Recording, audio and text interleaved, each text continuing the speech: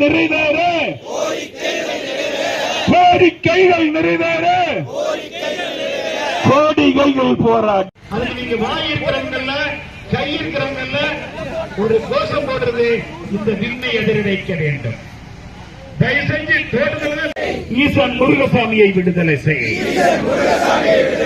ஈசன் முருகசாமியை விடுதலை செய். தோற்றதில்லை, தோற்றதில்லை, வாழ்கவே. அந்த கோட்ல கையிலேயே உங்களுக்கு கோரிக்கை கையில் உயர்த்தி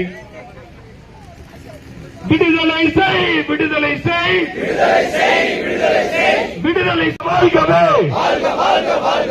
விவசாயிகள் வாழ்கவே, விவசாயிகள் வாழ்கவே. சிறைச்சாலை புதிதல்ல, சிறைச்சாலை புதிதல்ல,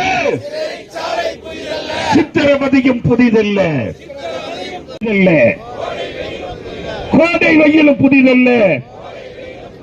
எதையும் நான் தமிழக விவசாய பாகத்தினுடைய ஈரோடு வடக்கு மாவட்ட செயலாளர் இருக்கிறேங்க. இப்போ பார்த்தீங்கன்னா இங்கே வந்து மாபெரும் உண்ணாவிரதம் நடந்துட்டு இருக்குது. எதுக்குன்னா, அதாவது வந்து தமிழகத்தின் சார்பாகவும் கறிக்கோழி அணி சார்பாகவும் கடந்த 1ஆம் தேதியிலிருந்து, ஜனவரி 1ஆம் தேதியிலிருந்து நாங்கள் வந்து உற்பத்தி நிறுத்த போராட்டம் நடத்திட்டு இருக்கிறோம். நாங்கள் வந்து எதுக்குன்னா, கறிக்கோழிக்கு வந்து வளர்ப்பு கூலியாக 20 ரூபாயுமே, நாட்டுக்கோழிக்கு 25 ரூபாயுமே, காடைக்கு வந்து 7 ரூபாயும் வந்து கோரிக்கை வச்சு கடந்த 4 மாதத்துக்கு முன்னாடி 5 மாதத்துக்கு முன்னாடியே கோரிக்கை வச்சு முத்தரப்பு பேச்சுவார்த்தைக்கு ஏற்பாடு பண்ணிக்குது. அதற்கிடையில் வந்து இந்த நம்ம அரசாங்கத்துக்கிட்ட நேரடியாகவும் பண்ணைக்காரர்கிட்ட நேரடியாக கடிதம் கொடுத்துருக்கிறோம்.